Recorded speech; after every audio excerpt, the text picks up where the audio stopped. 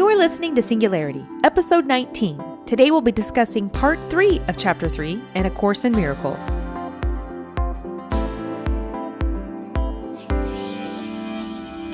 I am Angie, your host of Singularity, a podcast where we're not afraid to ask the questions that lead us to our truth. Each season we'll be discussing our way through a different sacred or inspired text. Join us with Season 1 as we find our truths in A Course in Miracles, the advent or beginning of a great awakening. And just as the Course itself will tell you, this is but one version of the universal curriculum. There are many others. This one only differing in form. They all lead to God in the end.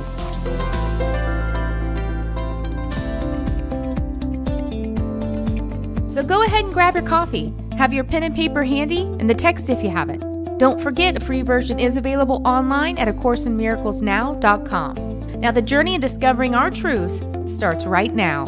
Here we go. Welcome, Miracle Makers. As always, I'm glad you're taking time for yourself, and I'm thankful that you're sharing it with me. In today's episode, we're going to cover Part 3 of Chapter 3, Perception versus Knowledge. And we're going to start by diving right into Paragraph 1. So far in the course, we've talked a lot about perception, but not a whole lot about knowledge. The reason is because we really needed to clear up our understanding of what perception has been for us so that we can better understand how it was intended. With a couple of chapters of the course behind us, we are ready for our knowledge breakdown. Knowing is both internal and eternal. It's what we see from the inside and project out with our mind. And it's eternal because it isn't limited within space and time. To know is to have zero doubt. An instinctive knowing. It's powerful because it gives us certainty, and certainty is strength. If there is even the slightest bit of doubt, then we don't have knowledge, and any hesitation means doubt. Perception is only temporary. It's what we see from the outside and project into our mind. Perception is only experienced within space and time. There are, however, types of perception. There is misperception, which causes fear, and then there is true perception, which develops our understanding of love. However, perception is still perception no matter which type. Both vary and can't bring us directly to knowledge, meaning too, it can't bring us certainty. Now, the Course tells us true perception can set us up for knowledge, but it's knowing that affirms truth. And to know something is far beyond just perceiving it. Paragraph 2, the experience. I want to start this paragraph with a clip from Jacques Fresco. I feel it offers some wise insight into how we perceive, or that what mindset we assign our experiences determines our actions or behavior. Take a listen and then we can move on into paragraph 2. The scientific method in the old days was called the disciplines, meaning that chemistry was not random. You couldn't interpret it. All chemistry is discipline. Mathematics is discipline. When 10 artists draw a Boeing bomber at 45 degrees, you can lay the drawings over one another and they all fit perfectly. Because that's a highly disciplined area, technical illustration. It doesn't have room for personal interpretation. But what you learn with the eyes is to educate your vision, so you know the roof is 30 degrees rather than 60 degrees a point. That's educated vision. How disciplined should a system be? Well, I think that in the future it has to be highly disciplined. If you're to get the same meaning across to people, where they listen to you and shake their head does not mean that they understand it as you delivered it. So there's a great deal of communication vacancies in daily transmission of language, except in the disciplines. When I talk to somebody about discipline, I'm talking about my background in relation to discipline. And if I can't share that with another person in depth, I can't alter the other person that much. I believe people can change if you can arrange the conditions to make them change.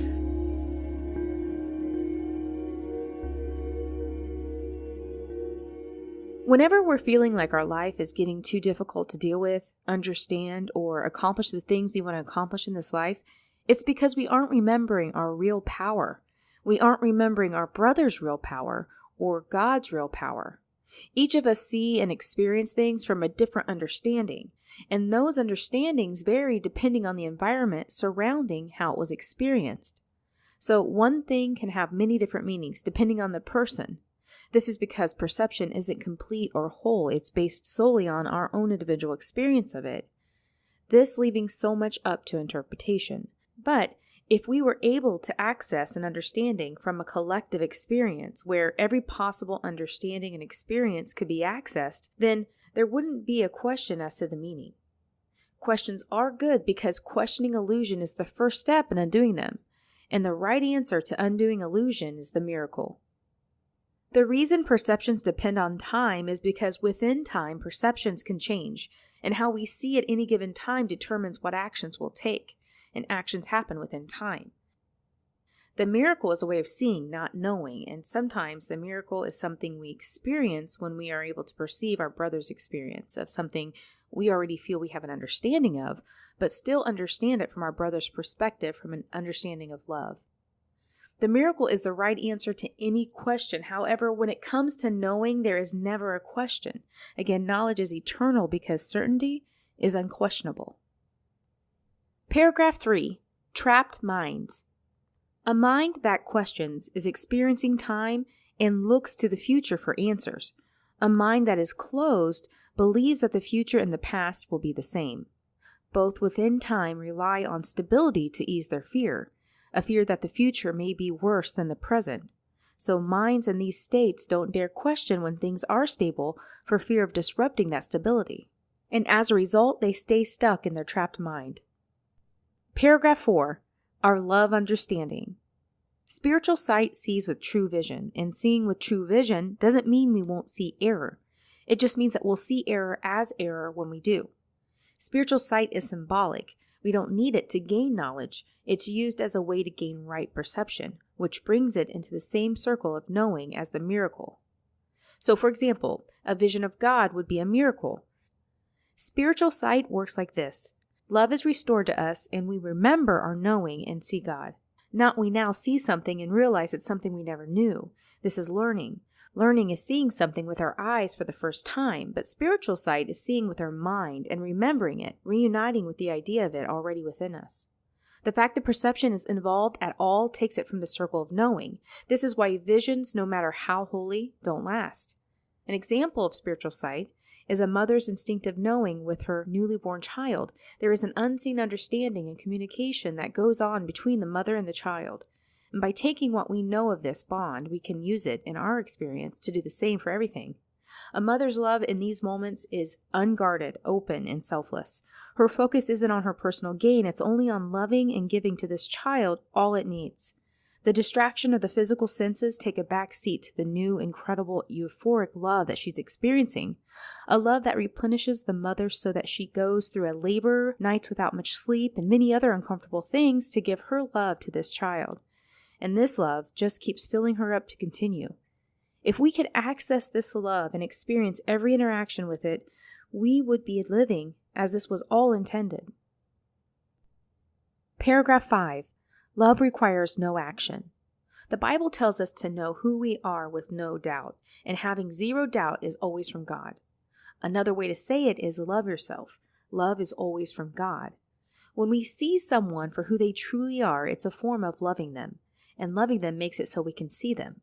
But until we can really see someone for who they truly are, we can't possibly know them. So with that said, when we ask questions about God, what we're really saying is we don't know Him. When we have a knowing about something, it requires zero action.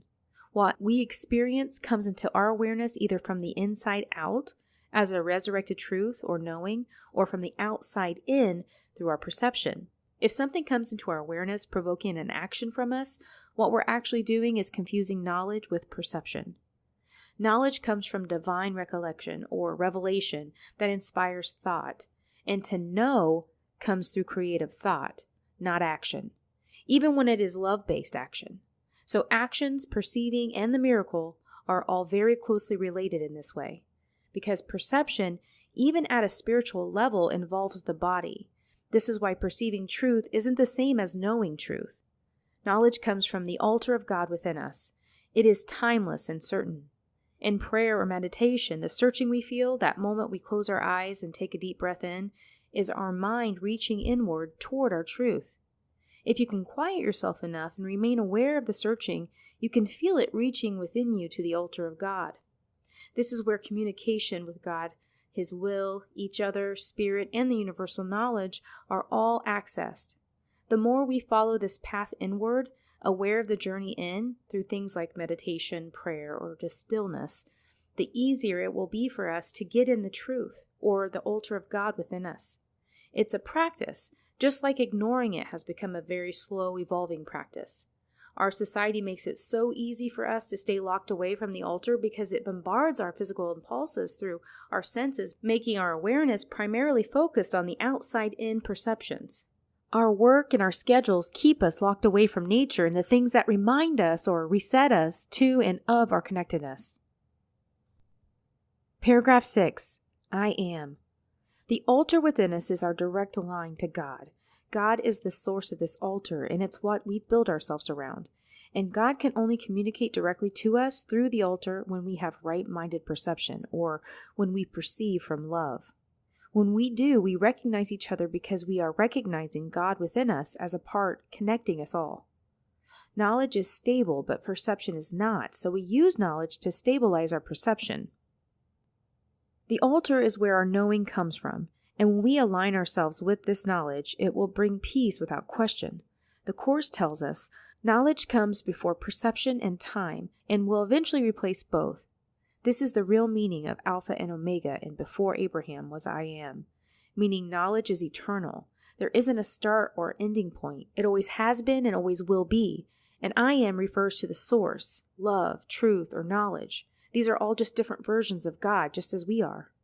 Abraham is the manifestation of this source. And this is telling us first was the source. God extended is the altar of God, or the place where God is offering himself as a holy sacrifice, so Abraham can become a conduit of love. We are designed to be the movement of love, and our job is to keep the movement of love and recycle it out into our creations. God is love. He can only be the source of love. But in order for love to truly be love, it must move. And a foot feels a foot when the foot feels the ground. Is saying just that, and so much more. In Yahoo, I read from a subscriber whose name is Nathaniel this. He said, when we think that the foot is feeling the ground, it isn't really feeling the ground, but it is instead feeling itself. It can't possibly feel the ground. It can only feel its own sensory mechanisms. Similarly, when we think we are perceiving someone, or something, I suppose, we aren't actually perceiving them, but are instead perceiving ourselves in a way that is somehow influenced by them, just as the ground influences the sense of receptors of the foot. And so, when we perceive someone else, in any way, we are actually perceiving ourselves. In the last sentence of the paragraph, it ends with this. Fear God and keep His commandments is really saying, know God is love and the source of what we are made from, and accept this with no doubts. Paragraph 7. I knew you before. If we're always looking for the worst in people as a method of protecting ourselves, we are actually only hurting ourselves. Also, in doing this, we won't be able to see or know our brother. When we meet someone for the first time, we make a quick observation or judgment as to whether we feel safe with them or not. We decide how much, if any, we will let them in on knowing us, and we usually do this with someone we don't know. So when we do this to our brother, we instantly make him a stranger or someone that we don't know. So now we can't know or recognize him. Now, any uncertainty or fear that we have toward our brother at this point is because we made him a stranger. But if we perceive him correctly, we will know him. The Course tells us there is a sense of familiarity between all of God's creations. Since we are like God, we can only create what we know, accepting it as ours. And God knows us and His whole creation with perfect certainty. He created us because He knew us, recognizing us perfectly. When we fail to recognize each other, what we're really doing is failing to see what it is that is familiar or the same within all of us, and that is God. So we are failing to see God when we don't recognize each other.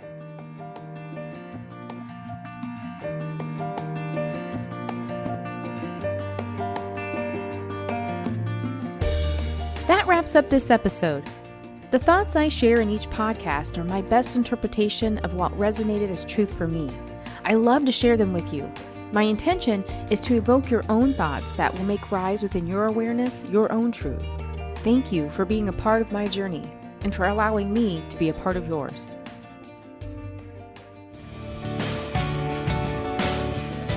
With your coffee still warm and your notes fresh, take some time to go inward. Align yourself daily with your truth and take it with you into every experience. And until next time, keep shining.